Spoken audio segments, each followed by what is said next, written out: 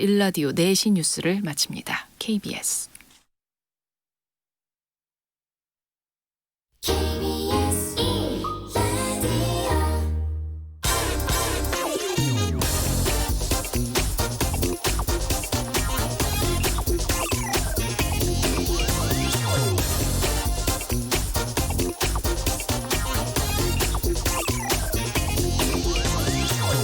네, 이번 코로나19 사태 때도 마찬가지였습니다. 급하니까 여러 나라들이 달러부터 확보하려고 했죠. 너도 나도 달러를 원했습니다. 그래서 미국 중앙은행 연준이 통화수합 등을 통해서 달러를 빌려준 나라들 일본, EU, 영국, 한국 그리고 기타 국가들 순서로 달러를 많이 빌려줬습니다. 기타 국가들에는 멕시코, 스위스, 싱가포르, 호주, 덴마크, 노르웨이 등이 있습니다. 이게 뭘 뜻하는 것일까요? 코로나19에 대한 대처, 제조 펀더멘탈, 무역 수지, 경제 성장률 이런 거 상관없습니다. 이렇게 되면 달러를 통한 미국의 지배는 계속될 수밖에 없죠. 미국은 달러를 통해서 경제적 또는 국제 정치적 채찍이나 당근 정책을 구사할 수 있습니다. 좀 산다는 국가들 모두가 달러에 물려 있으니까요. 뭔가 불공정한 것 같습니다만 이게 세계 자본주의 현실입니다. 미국 연준과는 완전히 별개로 독립된 통화나 재정 정책을 구사할 수 있는 그런 나라가 있을지 의심스럽습니다.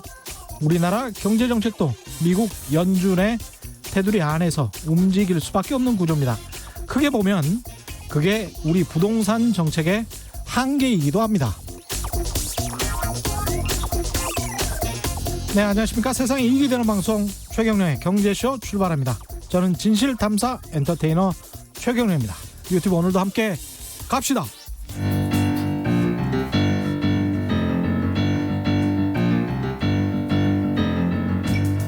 세계 100대 경제학자, 가짜 경제 뉴스 감별사, 가슴이 뜨거운 경제학자, 건국대 최백은 교수의 이게 경제다. 네, 경제 고수만의 탁월한 식견과 통찰력으로 경제 이슈를 분석하는 이게 경제다. 최백은 건국대학교 경제학과 교수 나오셨습니다. 안녕하십니까? 네, 안녕하세요. 제가 마치 광고를 하는 것처럼 이 운율이 생기는 것 같아요. 예, 경제 고수만의 탁월한 식견과 통찰력으로 이게 약간 좀 재밌어요.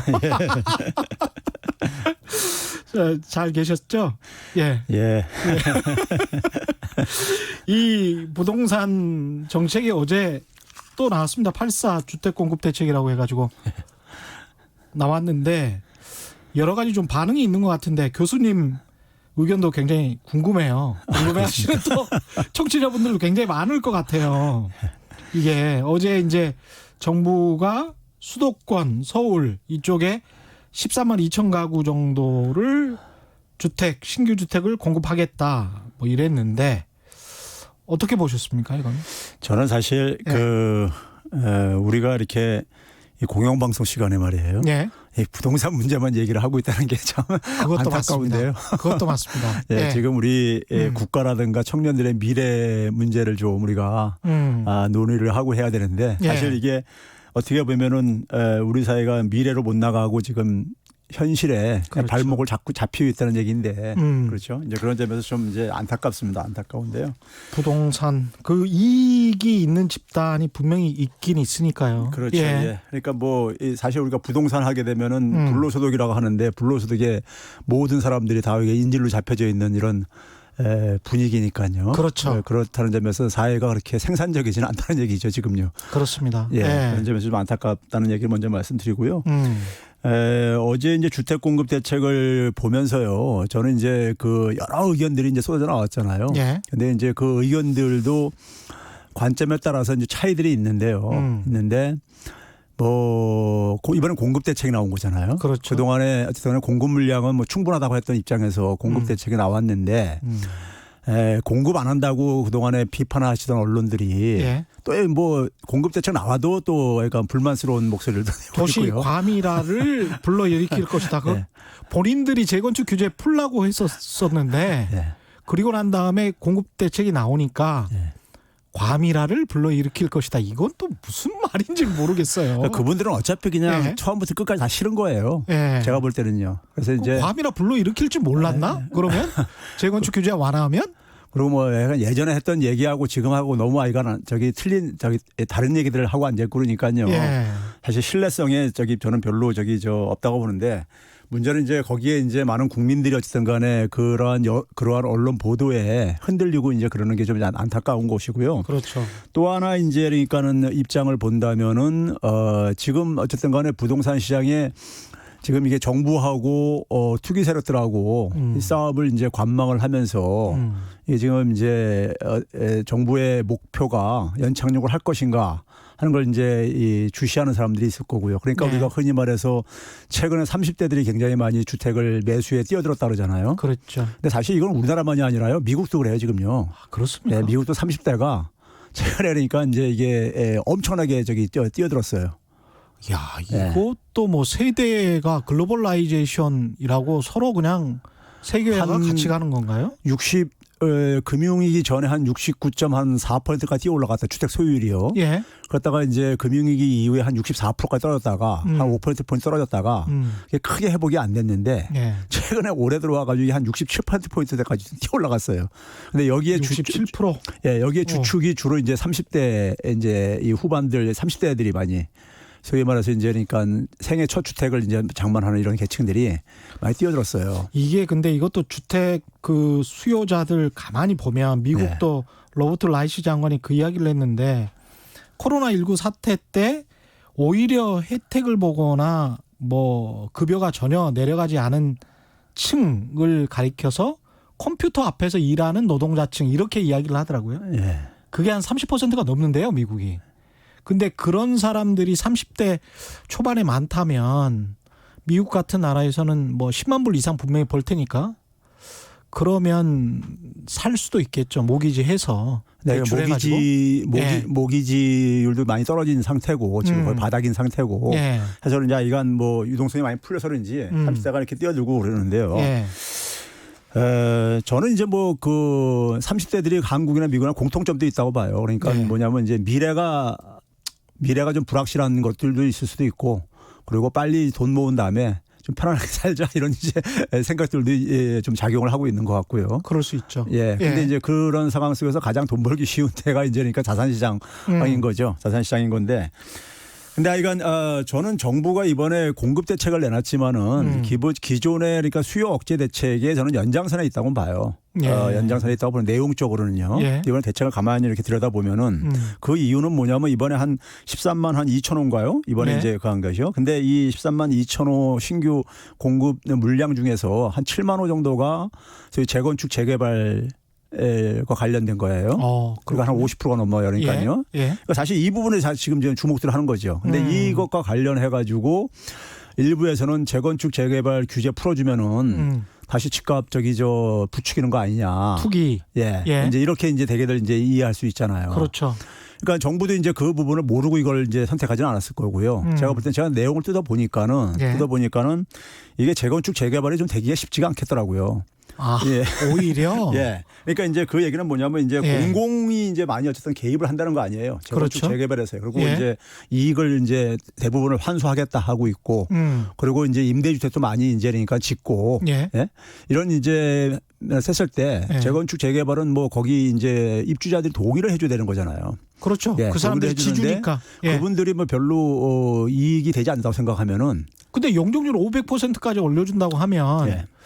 좀 그래도 이익이 되지 근데 않을까요? 올리는 거에 뭐 대부분이 근데 사실은 환수하는 걸로 되더라고요. 지금요 보면요. 대부분이. 예.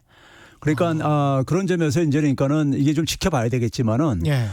입주 거기 당사자들이 이걸 선호하지 않으면은 이게 그러니까 추진되기가 그렇게 쉽지 않은 저는 대책이라고 봐요. 그렇죠. 땅을 뺏을 수는 없으니까. 그렇죠. 예. 예. 이제 그런 점에서 이게 그러니까 이거를 제가 이제 한 이유는 뭐냐면은 서울권에 이제 그러니까 이번에 이제 뭐 경기도는 빼고 이제 서울시장만 권한대행만 이렇게 참석시켜가지고 했는데 예. 서울권에 소위 말해서 좋은 주택을 이제 공급하겠다는 건데 쉽게 얘기하면 이거죠. 뭐 지금 그러니까 30대들이 시장에 뛰어드는 상황 속에서 지금 뭐냐면 지금 주택을 마련하지 않으면은 예. 내가 주택을 마련할 기회를 못 가질 거이다 하는 이런 불안감. 그러니까 시장에서 그러니까 그동안의 정부의 정책에 대한 어떤 불신 이런 거를 어쨌든 간에 정부는 이번에 좀 잠재워 줘야 되는 거죠. 그렇죠. 그런 점에서 지난번에 710 대책에서는 소위 말해서 다주택자들이 매물을 좀 내놓게 하는 예. 유도하는 어떤 대책들이었다면은 이번에는 그러니까는 소위 실수요자들한테 당신들이 원하는 주택을 좀 싼 값에 가격을 좀 낮은 가격에 좀 공급을 하겠다 예. 하는 이러한 저는 이제 그러니까 제스처라고 봐요. 예. 제스처. 그래서 어쨌든 간에 시장에서 지금 어쨌든 간에 이 시장을 관망하는 사람들이 지금 사야 되느냐 예. 아니면 좀 더 기다려도 되느냐 이거에 그러니까 심리적인 심리를 건드리기 위해서 그렇죠. 예, 그렇죠. 내놓은 대책이라고 봐요. 그러니까 그냥 다 살려고 하니까 그렇죠. 지금. 그러니까 예. 궁극적인 대책은요. 710 대책입니다. 궁극적 대책은 710 예, 710 대책이다. 대책에는 결국 뭐냐면 다주택자들을 매물 내놓게 해가지고 주택 시장을 그러니까 하향 안정화시키겠다는 거예요. 그렇죠. 그게 그리고 목표겠죠. 공급도 그런 예. 방식으로 그러니까는 만들어내겠다 이거죠. 그러니까요. 근데 만약에 공급을 말씀하신 대로 재건축이나 재개발하는 쪽에서 안 받아들이면 예. 공급이 결국 안 되는 거 아니에요? 아니 근데 이제 문제는 뭐냐면요. 이게 그러니까 7월 10일 날 대책은 다주택자들이 갖고 있는 매물을 그걸 이제 그걸 내놓게 해가지고 기존 주택에 매물을 내놓게 하는 정책. 그렇죠. 예. 그것도 공급 대책이죠, 뭐. 그렇죠. 그렇습니다. 예. 그래서 예. 지금 우리가 보면 주택 보급률은 100%가 넘잖아요. 그렇습니다. 그렇죠. 예. 이 분배율이 어쨌든 간에 이게 좀 예국돼 있어서 그런 것이지. 예. 그러면 그걸 내놓겠다는 것도 공급 대책인 거고 어떻게 보면요. 예. 수요와 공급 대책이 이렇게 뭐 칼로 무자르듯이 이렇게 경계돼 있는 게 아니기 때문에 예. 그러면 그 대책을 사실 그동안은 계속해서 주택 시장을 하향 안정화시키기 위해서는 그 대책이 필요하다고 해서 이제 정부도 그런 스탠스였었던 거잖아요. 그렇죠. 예? 그리고 저도 이제 개인적으로 그 생각에 동의를 합니다. 근데 그 대책이 주가 되는 것이고 이번에는 뭐냐면 이제 그거 가지고 충분하겠는가. 여전히 그러니까 과거의 정부 정책의 대책에 의해 가지고 뭔가 미덥지 않으신 분들 예. 과거의 경험 속에서 그러니까는 반복적으로 그 경험을 하면서 정부 대책이 별로 시간이 지나면 실효성이 없었다고 생각하는 사람들한테 좀 심리적으로 그러니까 추가 안정적인 어떤 조치가 좀 필요한 거죠.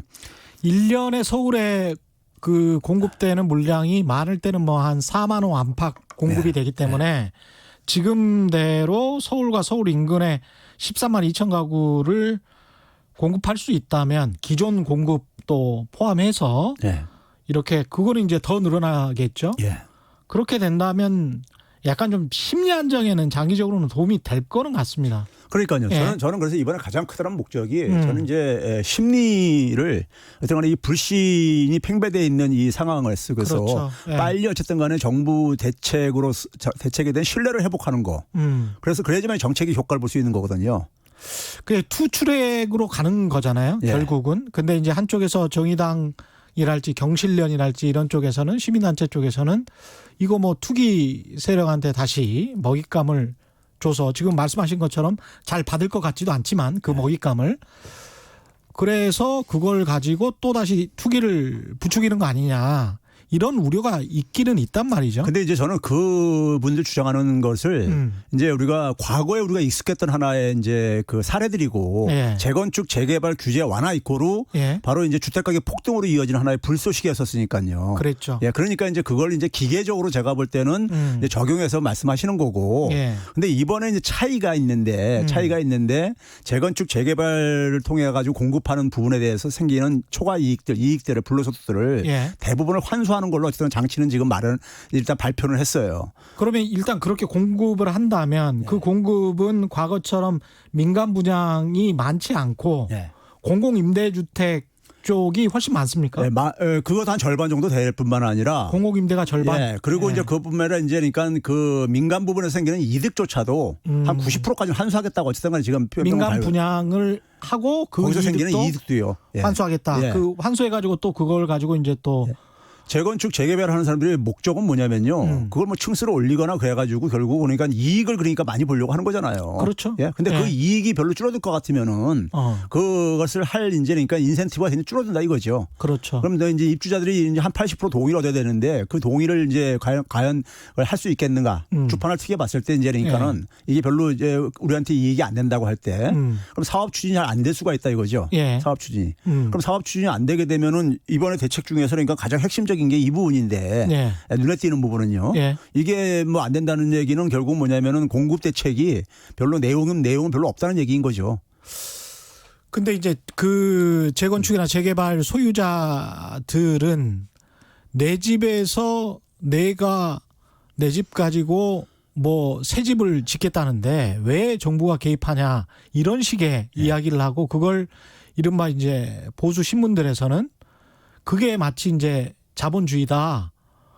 이게 뭐 그럴싸하게 들린단 말이죠. 근데 재개발 재건축 그 도시개발 정비법이랄지 이런 거를 보면 이게 일종의 정부와 재건축 낡은 아파트를 가지고 있는 그 사업자 간의 일종의 거래, 도심에서 공급을 늘리는 대가로 용적률을 높여주는 서로 간의 인센티브를 받고 주고받는 그런 형식 아닙니까 이게? 저는 기본적으로 부동산과 관련해서요. 예. 특히 이제 토지와 관련된 이제 부동산과 관련해서는 절대적인 사유재산권 논리라는 건 저는 성립하기 힘들다고 봐요. 아, 그렇군요. 예. 예. 예를 들어서 우리가 어느 지역에 집값이 올랐을 때 그게 뭐 본인의 노력만 가지고 생긴 겁니까? 도시 계획 속에서 생긴 것도 있고 그렇죠. 그런 점에서 어느 나라나 토지 부동산 부분에 대해서는요. 이 공공 부분이 개입을 해요. 일정하게 재산권을 제약을 합니다. 그렇죠. 예. 네, 재산권을. 그리고 예. 그것이 뭐냐면 시장 경제에도 반하지 않는 이유가요. 우리가 이제 사유재산권 하게 되면 굉장히 단순하게도 생각하시는데 예. 어떤 부동산에 대해서 우리가 어떤 이 소유권을 얘기할 때요. 최소한 세 가지 권리가 이렇게 중첩되어 있습니다. 하나는 뭐냐면 우리가 어떤 하나의 만약에 상가를 만약에 내가 이제 그러니까 소유하고 있다 했을 때요. 예. 상가를 내가 사용할 수 있는 권리를 갖는 거죠. 사용권이죠. 그러니까. 세입자들? 예. 그러니까 뭐 세입자가 됐든 누구 소유주가 됐든 예. 예. 사용권이라는 게 있죠. 예. 그다음에 그걸 사용을 해가지고 이익을 추구할 수 있는 권리도 있는 거죠. 그렇죠. 그걸 용의권이라고 하는데요. 예. 그다음에 이제 그거를 처분할 수 있는 남한테 팔 수 있는 그렇습니다. 처분권. 예. 이 세 개가 다 합쳐진 게 사유재산권이에요. 그렇습니다. 그런데 시장 경제에서는 처분권이 없어도 시장 경제 작동하는 데는 아무 문제가 없어요. 세입자들 보게 되면은 처분권은 없잖아요. 그렇죠. 예. 근데도 우리가 시장 경제 하는데 아무 문제 없잖아요. 그렇죠. 예. 그런 점에서 이 사유재산권이라는 것이 그러니까 특히 토지와 관련된 사유재산권이라는 것은요. 사유재산권이라는 것은 이걸 시장 경제를 위해서 그러니까 반시장 경제라든가 이렇게 논리 붙이는 것이 저는 이론적으로도 용납이 안 되기 때문에 많은 국가에서 토지 공개념을 도입을 하고 있는 배경인 것이고요. 그렇죠. 예. 그런 점에서 토지를 그러니까 내 개인적인 거기 때문에 거기에 국가가 그러니까 이렇게 저렇게 하지 말라 그러면은 국가가 사실 그 앞에 도로도 자기 돈도 놔야죠. 뭘 그러면요. 예? 모든 것도 다. 사실 네? 강남에 사시는 분들은 뭐 어떻게 생각하실지 모르겠습니다만은 강남이라는 지역을 만든 것도 대한민국이거든요. 그러니까요. 예. 예? 거기가 시흥시였어요, 원래. 예. 시흥이었고 영등포 동쪽이라 그래서 이제 영동 지구였잖아요. 그리고 잠실도 마찬가지고 반포 이쪽도 마찬가지고 안양, 시흥 이쪽권에 속해 있었던데 나중에 이제 쭉 개발이 되면서 지금의 화려한 도시가 성립이 된 것이죠. 그런 측면이 좀 있습니다. 그래 공공 재건축을 했는데 그게 잘 추진이 안 될 것 같고 특히 임대 아파트 만든다고 하니까 또 사람들이 임대 아파트 만들면 안 할래 뭐 이렇게 이제 하는데 이거 어떻게 해야 되죠? 그러니까 저는 그런 거예요. 지난번 7.10 대책이 예. 핵심이고 그거를 지금 그러니까는 그 대책도 약간 빈틈들은 있었지만은 예. 그 대책을 가지고 이제 효과를 나타내는데 좀 시간이 걸리잖아요. 그래서 양도세 같은 경우는 내년 6월 달이나 이제 적용이 된단 말이에요. 예. 실질적으로는요. 예. 지난해 12월 달에 만약에 도입됐으면은 올해 6월 달에 적용이 됐었을 예정인 거예요. 근데 국회가 이걸 처리 못하는 바람에 이게 이제 내년 6월까지 이제 다시 또 연장된 건데 예. 그러니까 이게 시간이 걸릴 수밖에 없다고요. 그러니까 내년 6월 전에 매물들이 좀 나올 수밖에 없다고 저는 봐요. 매물들이요. 매물들이 나올 수밖에 없다. 나올 수밖에 없다. 다주택자들의. 네, 다주택자들의 매물이 나올 수밖에 없다고 봐요. 예. 거기다가 뭐냐면 이제 증여세 부분도 어쨌든 좀 강화하고 그러면요. 그러면 내놓을 수밖에 없다고 보고요. 그럼 내놓게 되면은 그것이 어쨌든 간에 주택시장이 소위 말해서 지금 이제 불이 붙었던 것을 최소한 끄는 역할은 될 수 있을 거라고 보는 것이고요. 예. 그러면 이제 가격이 그러니까는 더 이상 지금처럼까지 이렇게 올라가지 않는다고 한다면은 서둘러 지금 주택을 매입하려고 하는 이런 것들도 억제가 좀 될 수가 있는 것이고요. 예. 예? 이제 그런 이제 측면 속에서 7.10 대책이 주인 거고 이번에 저는 공급 대책은 아까 앞에서 얘기했듯이 심리를 좀 추가적으로 안정시키기 위해서 그리고 계속해서 공급 대책을 내놓으라고 지금 반대편에서 얘기를 하고 그러니까 예. 정부도 어쨌든 간에 뭐 공급 대책을 내놓을 수 있는 최선의 어쨌든 간에 노력을 하는 모습은 보여야 될 게 아니겠습니까? 그렇죠. 예. 예, 계속 그 지분 적립형 분양이랄지 뭐 이번에 눈에 띄는 것들이 좀 몇 가지가 있어가지고 지방자치단체도 좀 아까 말씀하셨다시피 그 공공 임대주택 짓는다고 하니까 좀 반발하는 것도 있고 그래서 그런 것도 여쭤보고 싶은데 윤카카님이 이런 질문 해주셨습니다. 부동산을 투기하든 투자하든 월급쟁이들만큼 투명한 세금을 부과하면 다 해결될 텐데요. 이것도 뭐 맞는 말씀인 것 같습니다. 저는 네. 그 좀 이번 기회에요. 이 토지 거래도 우리 주식 거래처럼 있잖아요. 예. 이게 다 그 개인 간에 이렇게 거래 이렇게 하지 말고 거래소 만들어서 거래소 만들어 가지고 투명하게. 투명하게 다 처리했으면 좋겠어요. 이게 제도적인 장치를 좀 만들었으면 좋겠어요. 그럼 공인중개사분들이 실직하실 것 같. 근데 제도가 보다 투명하기 위해 가지고 예. 투명해지는 데 속에서 그러니까 우리가 뭐 없어지는 직업도 생길 수 있는 거고 뭐 새로 생기는 직업도 생길 수 있는 거고 이제 그거야 하는 건데 하여간 거래 투명성을 하게 되면은 좀 이런 이 장난들도 많이 그러니까 우리가 해소될 수 있고 그러기 때문에 그건 뭐 여담이지만 하여간 그런 것도 좀 이번에 좀 검토 좀 해봤으면 좋겠어요. 지난번에도 주택 가격이 하락하는 거를 두려워하지 말고 강력한 대책을 실시하라 하는 말씀을 하셨었는데 이번 대책으로 제가 말하는 강력한 대책이요. 다른 게 아니라 지금 우리가 보게 되면은 임대 사업을 하시는 분이라든가 혹은 다주택 소유라든가 주택에 그러니까 주택 투자든 투기든 간에 들어간 돈들이 너무 사회 평균적인 수익보다 과도한 수익을 누리고 있어요. 그리고 이제 세금에 있어서 세제에 대해서 과도한 혜택을 받고 있고요. 이건 어떻게 보면 경제 이론적으로는 굉장히 왜곡된 하나의 정책인 겁니다. 그러니까 생산적인 활동에 그러니까 오히려 자금이 유도되도록 하는 게 경제 정책의 바람직한 모습인데 그렇죠. 오히려 불로소득으로 그러니까 자금이 이동하도록 유도를 한 측면들이 있단 말이에요. 그렇죠. 그걸 정상화시키는 정도인 거예요. 저도 그렇게 봅니다. 근데 이제 종킴님 같은 경우는 그러면 지금 오래된 아파트 사는 사람들은 평생 오래된 아파트에서 살라는 건가요? 뭐 이런 말씀이세요. 무주택자 대출도 다 막아놨는데 다주택자 세금 많이 내는 거 찬성해요. 근데 그 지역만으로 더 세금을 내라는 건 말이 안 되죠.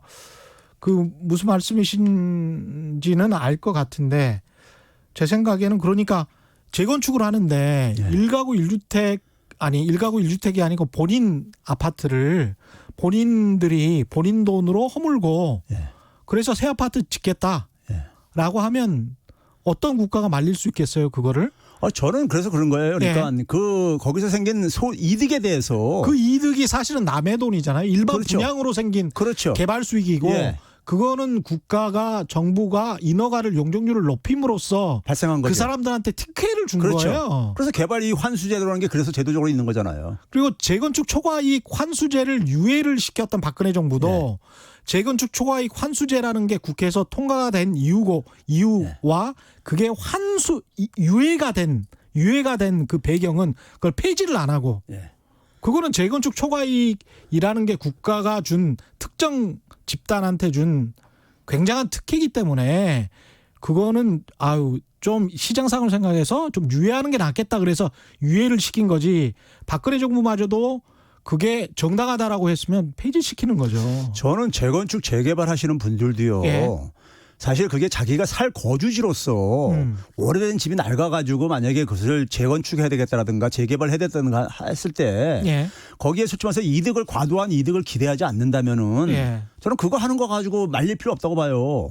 그럼 말릴 수가 없죠. 말릴 수도 없고 말릴 필요도 없다고 보는 거예요. 본인들이 본인 돈으로 하면 상관없어요. 그러니까요. 근데 남의 돈은 일반 분양가로 하는 거잖아요. 그렇죠. 지금. 10억짜리 아파트 한 세대에 팔면 1000세대를 팔면 1조 원이 들어와요. 그러니까요. 재건축 조합에 그 1조 원을 받고 그걸로 본인들 아주 쾌적한 환경을 만드는 거 아닙니까? 그리고 그동안에 이주하고 다시 들어오고 그런 지금 상황이거든요. 그렇죠. 근데 그 이익에 관해서는 언론에서 아무도 이야기 안 해요. 그러니까 우리나라 국민들이 지금 개인적으로는 다들 이제 미래가 이제 불안하고 그러다 보니까 부동산을 통해서 어쨌든 자산을 축적하고 싶은 욕망은 이해하는데 거기서 생긴 어떤 부동산에 생기는 이득이 본인 개인의 노력에 의한 것인 것만인가 이거는 저는 좀 이렇게 구별을 해줬으면 좋겠어요. 예. 구별을 해주시고 그리고 거기에 대해서 그러니까는 정당한 이득이 생겼을 때 거기에 대해서 정당한 그러니까 세금을 납부해야 되는 것은 그거는 그러니까 우리가 저는 제가 늘 얘기하지만요. 해외에 나가서 제가 해외에서 오래 살아봤지만은 해외 살면서요. 그 나라 그러니까 세금에 대해서 불평불만하는 한국 사람 한 명도 본 적 없어요. 근데 내려면 내요 그냥 다. 우리보다 훨씬 높은데. 그러니까요. 예. 예. 근데 왜 해외에서는 그러면서 국내에서는 그렇게들 이렇게 시끄러운지 모르겠어요. 저는요. 예. 여기서 잠깐 라디오 재난정보센터 연결해서 이 시각 주요 뉴스 알아보겠습니다.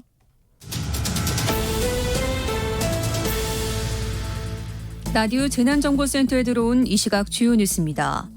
700mm 가까운 폭우가 내린 강원도 철원에서 비 피해가 속출하고 있습니다. 한탄강이 범람할 위기에 놓이면서 철원의 4개 마을에 주민 대피령이 내려졌습니다. 북한강 최상류의 소행강댐이 오늘 오후 3시부터 수문을 열고 방류를 시작했습니다. 계속된 폭우로 수위가 상승하면서 3년 만에 방류가 결정됐는데 초당 1,000톤 정도씩 물을 방류해 한강 수위에도 영향을 미칠 것으로 보입니다. 임진강 최북단 필승교 수위가 오늘 오후 10m를 넘어 최고 수위를 기록했습니다. 한강 홍수통제소는 관심 단계 위기 경보를 발령하고 파주시와 연천군은 임진강 하류 저지대 지역 주민들에게 유사시 대피할 수 있도록 준비해달라고 당부했습니다. 산림청은 장마가 장기화하면서 산사태 위험이 커짐에 따라 서울, 인천, 경기, 강원, 경북 등 8개 시도에 산사태 경계 경보를 발령했습니다. 서울에는 비가 소강 상태를 보이고 있지만 잠수교와 반포 한강공원은 여전히 물에 잠겨 있습니다. 늦은 오후부터 팔당댐 방류량을 늘릴 것으로 보여 잠수교 수위도 다시 오를 것으로 예상됩니다. 이번 집중호우 피해를 입은 충청과 경기 지역이 이르면 내일 특별 재난지역으로 선포될 것으로 보입니다. 지금까지 라디오 재난정보센터 정한나였습니다. 네, 김용훈님은 저는 이번 정권이 집을 꼭 사야 하는 것처럼 만든 것 자체가 잘못이라고 봅니다. 이런 말씀하셨고요. 민경훈님은 교수님 의견에 대부분 공감하지만 매물이 나와도 매입이 안 될 것 같습니다. 이에 대한 정부 정책도 준비해야 할 듯합니다.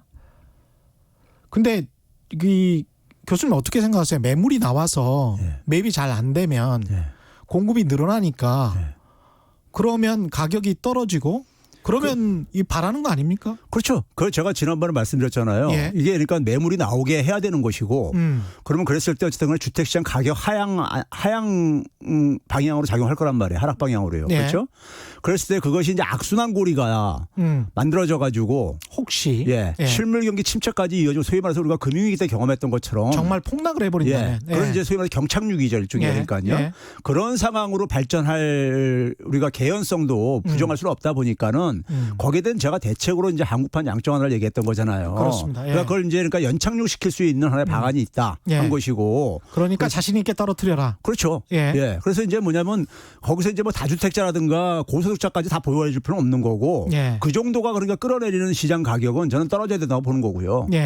그 대신 뭐냐면 일반 국민주택 정도 가지고 있는 1주택자들한테까지 이것이 전염이 돼 가지고 불이 붙어 가지고 피해를 보는 것은 막을 수 있는 장치는 있다 이거예요. 제도적인 장치는.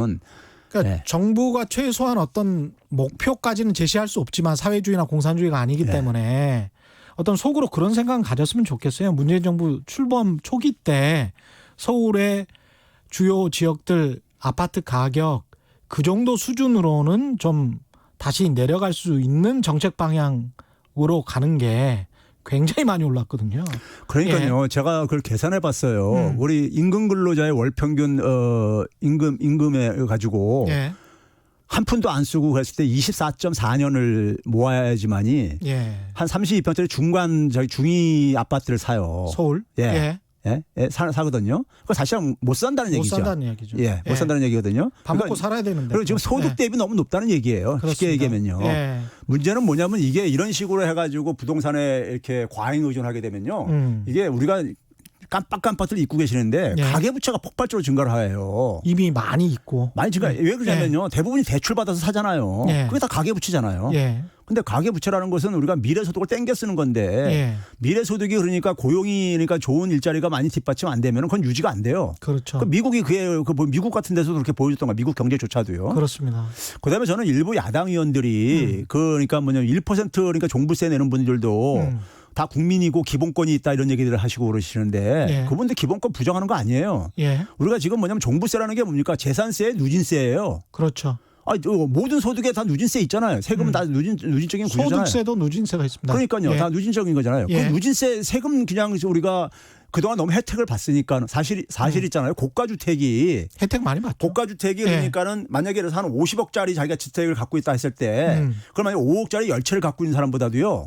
세금을 더 적게 내요. 예. 그러니까 일종의 세금에 저는 세제에 있어서 그러니까는 소위 혜택은 특혜는 없애는 것이 민주주의 사회라는 거 보는 거죠. 그렇죠. 예. 예. 공평해야죠 세금은요. 그리고 뭐 이제 그러니까 우리가 뭐 다주택자들이 그러니까 임대소득자들이 그게 무슨 그걸 이렇게 저기 부정적으로 취급하냐 그러는데 예. 부정적으로 취급하는 거 없어요. 예. 그분들도 그러니까 과중한 세금 혜택을 보고 있는 거예요. 과도하게. 그렇죠. 예. 그거를 그러니까 다른 사람들 다른 경제 활동하는 사람 정도로 세금 혜택을 줄이자는 얘기, 정상화시키자는 겁니다. 그게 왜 저는 이렇게 그 사람들을 적으로 규정한다고 표현하는지 모르겠어요. 그러니까 왜 특혜를 그러니까 특정한 집단한테 특혜를 줘야 되냐고요. 그러면 그 자연히 그쪽으로 돈이 갈 수밖에 없는 거죠. 그렇죠. 그걸로 인해서 사회가 입는 피해. 예? 그리고 그거 불공정한 거잖아요. 어쨌든 간에요. 그렇죠. 아니 제조업에다가 사람들이 투자를 해야 되는데 제조업 하는 사람들이 부업으로 그러니까 임대사업을 하는 이게 정상인 사회냐고요. 그렇습니다. 예. 또 우리 스스로에게도 좀 물어봐야 될 것 같아요. 우리가 주거 안정 하는데 속마음은 저도 마찬가지고요. 주거 안정을 원한다고 하면 그러니까 주거만 안정되면 좋은 건지 아니면 마음속으로는 그래도 1가구 1주택이지만 그래도 좀 돈을 좀 벌었으면 좋겠다. 제가 그것과 관련해서요. 내 집값은 좀 올랐으면 좋겠다. 이런 마음이 속으로는 있는 건지. 있지요. 예. 욕망이 있으니까 있죠. 당연히요. 근데 제가 그것과 관련해서 국민들한테 꼭 말씀드리고 싶은 게요. 예. 미국에서 글로벌 금융이 딱 터진다며요. 예. 타임이라는 잡지가 있잖아요. 예. 타임즈에서 온라인으로 그러니까는 금융위기의 원흉이 누구냐. 이거 여론조사를 했어요. 당시에요. 온라인상으로요. 그때 1등이 누가 나왔냐면 부시 대통령. 예. 예? 그 집행부가 그 이제 터졌으니까는. 그렇죠. 2등이 소위 말해서 저기 클린턴 대통령이 나왔어요. 그 이전 정부? 예. 클린턴이 자기가 왜 저기 하냐고 이제 막 그랬었어요. 예. 자기가 근데 시민들이 정확하게 지적한 겁니다. 클린턴 정부 때부터 소위 말해서 주택 빚내서 집 사라는 정책을 썼었어요. 그때부터 이제 불 붙인 걸로 부시가 더 이제 가속 페달을 밟은 것뿐이었었어요. 예. 그다음에 세 번째는 누굴 지적했냐면요. 미국 시민들이 자기 자신을 지적을 했어요. 자기 자신들도 거기에 동조했다 이거예요. 그러니까요. 예? 성찰적이네. 예. 그러니까 그 금융이 터지고 나서 그러니까 거기다 반성이 이제 일어난 거예요. 그러니까 우리 국민들도 제발 나중에 후회하는 이런 것을 이게 만약에 이거 우리가 과도한 부채를 가지고 만든 성은요. 예. 언젠간 이게 무너질 수밖에 없어요. 그 후유증은 고스란히 누가 모르냐? 대다수의 서민들이 봅니다. 그렇죠. 잘 사는 사람들은 그 속에서 피해도 별로 안 봐요. 예. 예. 그걸 자기 막을 자산 여력이 있기 때문에. 예. 근데 그러니까는 나중에 그러니까는 그 피해는 그러니까 대다수 국민들이 봅니다. 어떤 분이 또 이런 발언을 하시는데 KBS 공영방송이 북한 방송처럼 들린다고 하시는데 KBS 공영방송이 종부세 내시는 분들 또 이렇게 한국에서 어느 정도 사시는 분들 저도 잘 삽니다. 그분들 위주로 이기적으로 그렇게 방송을 하면 그리고 그 사람들의 이득이 다 지켜질 수 있도록 그렇게 우리 체제가 그렇게 가야 된다. 그러면 그건 너무 슬프죠. 근데 그분이 얘기하는 대한민국이 공산주의 같다면서요. 예. 선진 국가들은 우리 다 선진 국가들 공산주의 국가 아닌 나라가 하나도 없습니다. 예. 그러니까 이런 생각을 글쎄요. 근데 굉장히 많은 보수 신문 이게 보수인지 뭔지는 모르겠습니다만은 이상한 이데올로기를 주입을 시켜놓은 것 같아요. 이게 그렇죠. 예. 이거는 사실 시장 경제를 제대로 이해하지를 못하는 것 같거든요. 지금 상황이. 그래서 아니 세금을 이제까지 제대로 안 냈는데 세금을 제대로 내자라고 하면 그게 공산주의가 되는 나라가 어디 있습니까? 그 조세에 우리가 조세 제도를 경제학 책에서요. 예. 가장 이제 그러니까는 그 보수주의자들이 얘기하는 조세의 목적 중에 하나가요. 예. 자본주의는 기본적으로 그러니까 속성상 소득 불평등을 잉태할 수밖에 없다고 얘기를 해요. 예. 우리가 뭐냐면 각자 개인의 능력에 따라서 부를 축적할 수 있는 기회를 주는 거니까요. 그러니까 이 불평등이 생길 수밖에 없죠. 구조적으로 그러니까요. 네. 그래서 그 불평등이 그러니까는 너무 누적이 되게 되면은 우리가 과거에 경험한 것처럼 공황이라든가 금융이라든가 이런 게 터지는 거예요. 예. 그거를 그러니까 우리가 완화시키기 위해서 완화시키기에는 그나마 가장 그러니까 최소한의 정책이 소득 재분배 정책인 거예요. 예. 소득 재분배의 가장 효과적인 하나의 우리가 정책으로서 소위 말해서 보수주의 경제학자들이 얘기하는 것이 조세 제도를 얘기를 합니다. 그러니까 소득 재분배 정책을 안 하는 선진국들이 없잖아요. 그러니까요. 근데 우리나라 국민들 중에 상당수는 소득 재분배 정책이 공산주의 정책이라고 생각을 해요. 그러니까요. 이게 답답해 죽겠어요. 소득 재분배 정책을 안 하는 나라 미국이나 영국도 다 하거든요. 이거를 공산주의 정책이라고 하면 이거 어떻게 하자는 건지 모르겠어요, 정말. 그런 점에서 예. 저는 언론의 폐해가 굉장히 심하다고 봐요. 예. 그런 것 같습니다. 7170님, 취득, 보유, 양도세를 합해서 지금처럼 높은 부동산 관련법이 해외에 있습니까? 사례를 들어봐 주세요. 이렇게 말씀하셨습니다. 취득, 보유, 양도세를 합해서 지금처럼 높은 부동산 관련법. 일단 보유세 같은 경우는 한국이 굉장히 좀 낮죠. 낮다는 건 예. 다들 알려져 있죠. 네. 뭐, 예. 그리고 공시 가격이 자, 현실화가- 취득세를요. 예. 취득세에 대해서 이제 그러니까 그런 생각들을 할 수 있는데 최근에 이 집값 상승이 그러니까 우리나라만의 현상이 아니다 보니까는 예. 저기 가까운 데 있는 홍콩이나 싱가포르 같은 데서도요. 우리나라 취득세 같은 경우가 한 기존에 그러니까 그랬다가 최근에 올리기 이제 판례지 한 12%까지 올렸어요. 3주택자의 경우에서 12%까지 그러니까요. 예. 근데 싱가포르 같은 경우는 얼마까지 올리면 12에서 15%까지 올렸어요. 아니 24%까지 올렸어요. 싱가포르 같은 경우요. 네. 네? 거기도 왜 그러냐면은 그 주택 가격이 너무 오르고 그러니까는 오르고 그러니까 다주택자들이 그러니까 주택 매입하는 것을 억제하기 위해서 예. 그런 정책을 쓰고 있거든요. 그러니까 기본적으로 우리가 부동산 시장을 그냥 방치했을 때 부동산 시장이 과열돼 가지고 입는 피해들에 대해서는 왜 생각들 안 하시냐 이거예요. 그렇죠. 그러면 그거를 그러니까 억제하는 것은 정부의 어떤 의무인 거예요. 그게 그러니까 그게 더 과열이 발전돼 가지고 소위 금융위 같은 경우는 그러니까 발전되는 것을 사전으로 막으라고 그게 정부가 존재하는 것이고 그렇죠. 금융당국도 감독당국도 그래서 존재하는 것이고요. 예. 예. 근데 그거 안 하면 정부의 책임을 스스로 가니까 포기하라는 얘기인데. 그럼 이렇게 생각할 수도 있을 것 같아요. 그래서 이제 붐이 이루어졌다가 터졌어요. 근데 그게 빚으로 이루어진 붐이었잖아요. 예. 미국에서 지금 문제가 되고 있는 게 가령 거대 항공사들 같은 경우에 이렇더라고요. 한참 좋았을 때 캐시플로우 현금 창출되는 돈의 96%를 배당과 자사주 매입 소각으로 다 써버린 거예요. 그런데 갑자기 이렇게 코로나19가 터진 겁니다. 그리고 난 다음에 망할 것 같아. 망할 것 같으니까 돈 빌려줘. 우리 막아줘. 망하는 거. 뭘로? 국민 세금으로 막아달라는 거예요. 그래서 미국에서 그렇게 해줬던 것이고 우리도 사실 똑같습니다. 마찬가지입니다. 이게 상황이. 그 사실 우리가 예. 전통적으로 경제학 책에 보게 되면요.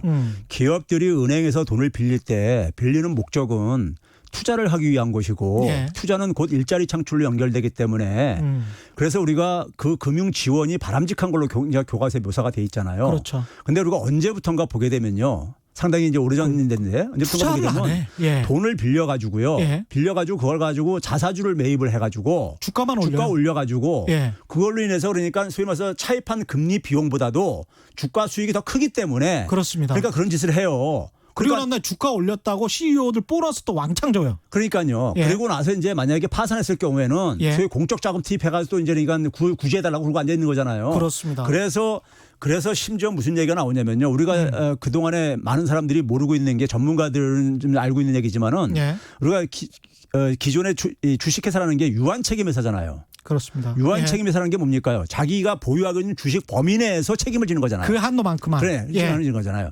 근데 문제는 뭐냐면 그렇게 왜 그런 제도를 허용을 해줬냐면요.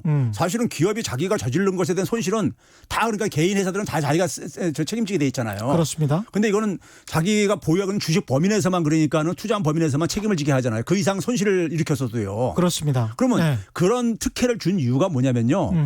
그렇게 해가지고 함으로써 그러니까 좀 위험한 투자들도 소위 말해서 그러니까 혁신적인 투자들. 그다음에 고용 창출도 좀 하고. 그렇죠. 예. 소위 말해서 그러니까 우리가 어떤 투자를 할 때 이것이 수익이 실제 실현될지 안 될지 모르는 것들이 많이 있잖아요.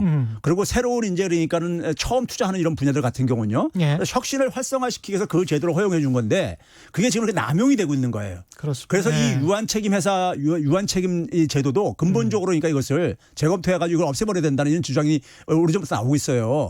그럼 그런 상황 속에서 우리가 예를 들면 책임과 의무를 그러니까 우리가 권한과 의무를 그러니까 우리가 균형을 맞추는 것이 민주주의 사회 저거거든요. 예. 근데 그러니까는 기업들이 지금은 그러니까 돈 빌려가지고 지금 금리가 바닥이다 보니까 바닥이다 보니까 금리 돈 빌려가지고 그거 가지고 자사주 매입해가지고 자기들 배당금 높이고 주가 끌어올리고 이런 식으로 그러니까는 할 정도로 그러니까 이게 지금 자본주의가 지금 병 들어가고 있는 거예요. 예. 병 들어가고 있는 거거든요. 그러니까 근데 그런 걸 보장해 주는 것이 그게 민주주의라고 생각하고 자본주의라고 생각한다면요. 그 자본주의는 지속이 불가능해요. 왜냐하면 이건 예. 특권적인 조직이죠. 예. 특권적인 조직인 거죠. 이 예. 특권적인 조직은 봉건주의 사회 속에는 뭐가 틀린 거야 이게 그러니까요. 봉건주의 귀족. 예, 저것더라고요.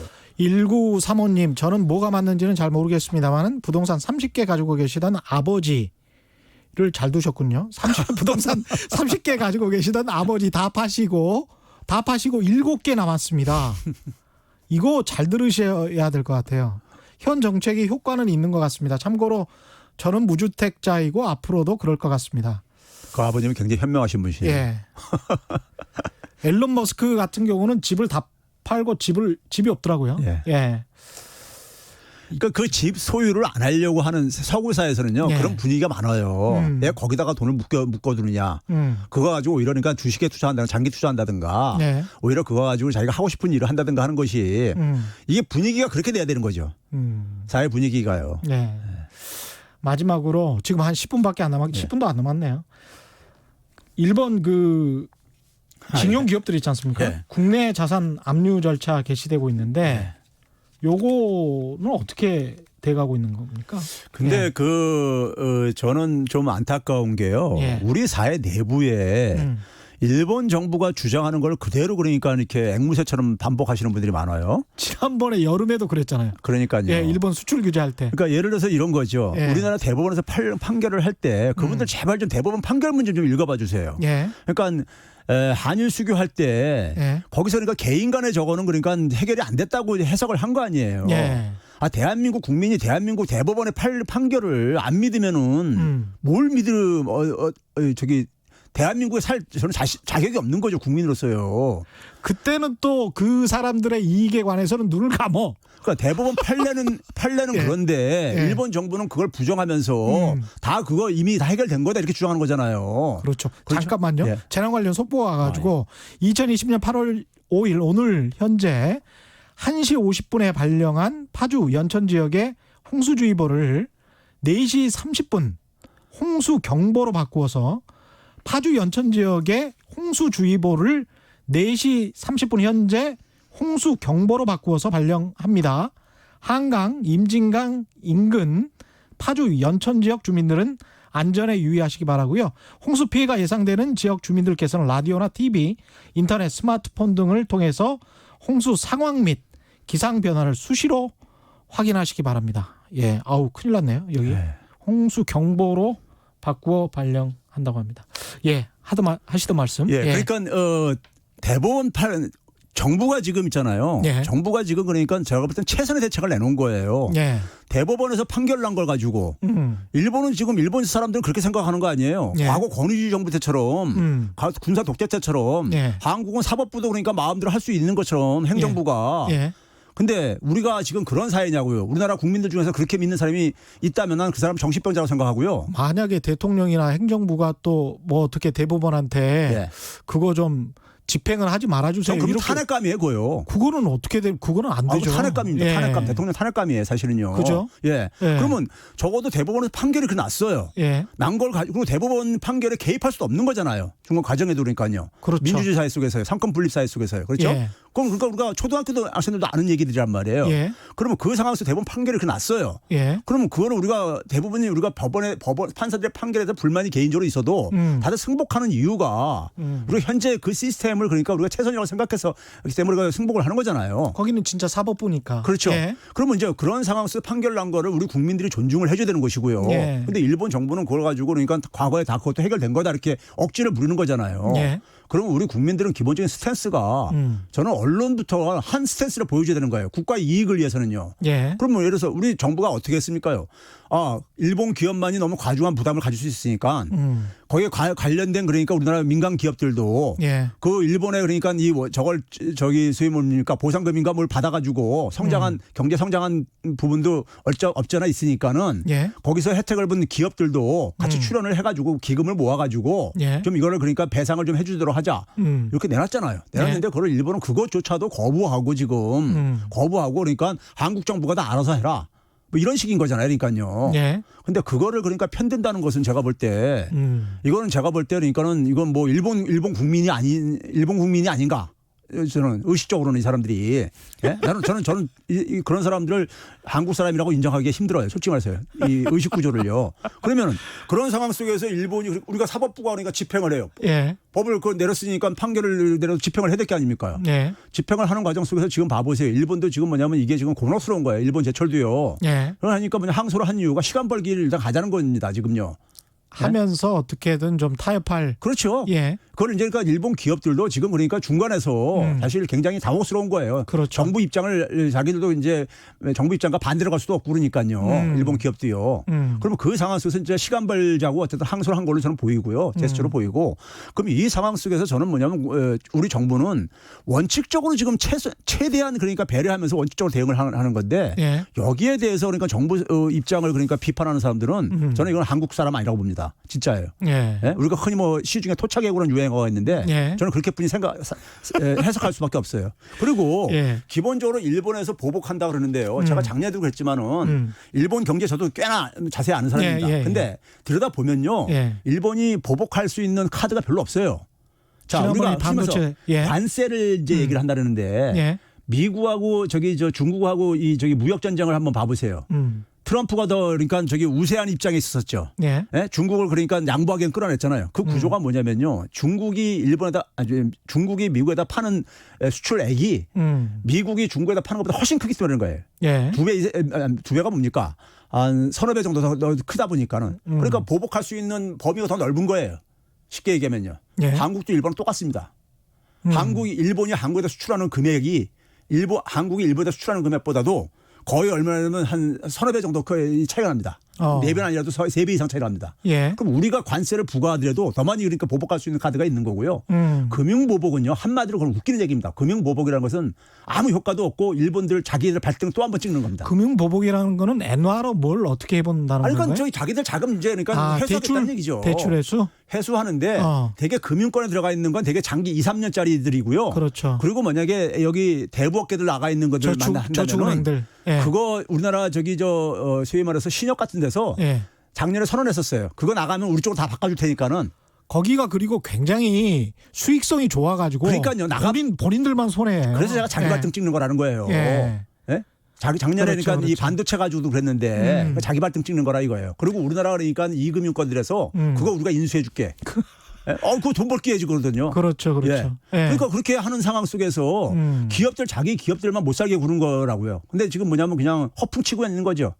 뭐 작년에도 계속 허풍쳤었죠. 근데 이 결과는 어떻습니까? 그런데 결과는 뭐 별거는 없었고.